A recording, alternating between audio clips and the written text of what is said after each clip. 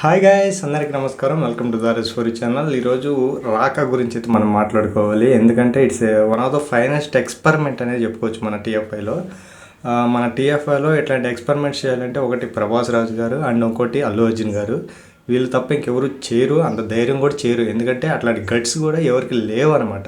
మనం బాహుబలి తర్వాత చూసుకోవచ్చు ప్రభాస్ గారు ఎట్లాంటి ఎక్స్పెరిమెంట్స్ చేశారో. ఒక్కొక్క మూవీ, ఒక్కొక్క క్యారెక్టర్, ఒకదానికి లింక్ ఉంటుంది అనమాట. అట్లాంటి సినిమాస్ అయితే చేసుకుంటూ వచ్చారు. అండ్ నాకైతే చాలా బాగా నచ్చినాయి. అన్ని మూవీస్ కూడా చాలా బాగుంటాయి ఎక్సెప్ట్ ఒక ఆదిపురుష్ తప్ప. ఆదిపురుష్ ఏంటంటే కొంచెం సీజీ వర్క్ ఇదంతా చెడగొట్టేశాడు. అది తప్ప మిగతావన్నీ ఫైన్, చాలా అంటే చాలా బాగా నచ్చుతాయి నాకు. అండ్ నా పర్సనల్గా అయితే నాకు చాలా బాగుంటాయి ఆ మూవీస్ అన్నీ. అండ్ అల్లు అర్జున్ గారి దగ్గరికి వచ్చేసరికి పుష్ప 1 మన తెలుగు వాళ్ళకి అర్థం కాక దాన్ని ఎట్లా చేశారు ఏంటి అనేది కూడా అందరికీ తెలుసు. బట్ అయినా సరే దానికి నేషనల్ అవార్డ్ అండ్ మంచి కలెక్షన్స్ వచ్చినాయి, దానికి పెట్టిన డబ్బులు కూడా వచ్చేసినాయి. అండ్ అట్లానే 2కి ఎక్స్పెక్టేషన్స్ అనేవి చాలా వరకు పెరిగిపోయినాయి. అండ్ 2 కూడా ఎలా అనిపించింది ఏంటనేది అందరికీ తెలుసు. దాని యొక్క కలెక్షన్స్ కానీ, దాని బాక్స్ ఆఫీస్ బద్దలు అవటం కానీ ఎట్లా ఉంటుంది ఏంటనేది అందరికీ తెలిసింది. ఇప్పుడు దాని తర్వాత వస్తున్న మూవీ ఏ జోనర్ పిక్ చేసుకుంటాడరా అనే కన్ఫ్యూజన్లో అందరూ ఉంటే, అల్లు అర్జున్ గారు మాత్రం ఒక ఫైనెస్ట్ ఎక్స్పెరిమెంట్ అయితే చేసేసారు.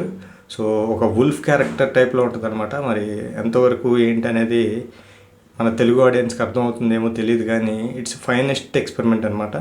అండ్ చాలా వరకు వర్కౌట్ అయ్యే అవకాశం. ఎందుకంటే మన వాళ్ళకి అర్థం కాకపోయినా మన వాళ్ళు అసలు లెక్క కూడా చేసుకోరు వీళ్ళు. ఎందుకంటే దాన్ని అందుకే మల్టిపుల్ లాంగ్వేజెస్లో రిలీజ్ చేయడానికైతే వీళ్ళు ప్లాన్ చేసుకున్నారు. దాదాపు 7 లాంగ్వేజెస్ 8 లాంగ్వేజెస్ ఉన్నాయి. ఇట్స్ అన్ని లాంగ్వేజెస్లో రిలీజ్ చేస్తున్నారంటే మన తెలుగు లాంగ్వేజ్లో మన వాళ్ళకి అర్థం కాదని. సో మన వాళ్ళు కొంచెం మైండ్ దగ్గర పెట్టుకొని అర్థమయ్యే విధంగా చూసుకుంటే బెటర్. సో అర్థం కాని వాళ్ళు మనం ఏం చేయలేము, అర్థమయ్యే విధంగా చూసుకోవాలనుకుంటున్నాను. ఎందుకంటే ఇంతకుముందు సాహో కూడా అలా అర్థం కాకే మన టీఎఫ్ఐలో పోగొట్టారు. ఇప్పుడేమో దాని స్టోరీలు పెట్టి one of the finest movie, underrated movie అది ఇది అంటారు. సో అట్లాంటివి ఏం ఉండకూడదని ఇప్పుడు చెప్తున్నాను. బట్ ఈ వీడియో చూసే వాళ్ళు ఎవరైనా ఉంటే అర్థం చేసుకుంటారు అనుకుంటున్నాను. అండ్ నాకైతే నా పర్సనల్గా చాలా బాగా నచ్చింది ఈ యొక్క పోస్టర్ ఏదైతే ఉందో. సో దాన్ని నేను ఏఐకి ఇచ్చి కొంచెం ఎక్స్పాండ్ చేయమని అడిగాను. అది ఒకసారి చేసింది మీకు ఇక్కడ పక్కన వేస్తాను చూడండి. చాలా అంటే చాలా కొత్తగా అనిపించింది నాకైతే ఆ లుక్. చూద్దాం ఏం చేస్తాడు ఏంటి అనేది. అట్లే కొంచెం కొత్తగానే ప్లాన్ చేస్తున్నాడు మరి. It's fully vibing and it's fully experimental movie. Hit అవ్వచ్చు, ఫ్లాప్ అవ్వచ్చు అనేది పక్కన పెడితే ఇలాంటి గట్స్ ఉండాలి అని మళ్ళా నిరూపించుకున్నాడు అనమాట. సో వీడియోని వస్తే లైక్ చేసి సబ్స్క్రైబ్ చేసుకోండి. సినిమాలా చూడండి. అంటే కొత్తదనాన్ని యాక్సెప్ట్ చేయడానికి అలవాటు చేసుకోండి. కొత్తతనాన్ని యాక్సెప్ట్ చేయటాన్ని అలవాటు చేసుకోండి. అండ్ సినిమాలా చూడండి. ఏ జోనర్ మూవీని ఆ జోనర్గానే చూడండి. అండ్ ఏ క్యారెక్టర్ని ఆ క్యారెక్టర్ లాగా ఫీల్ అయ్యి చూడండి.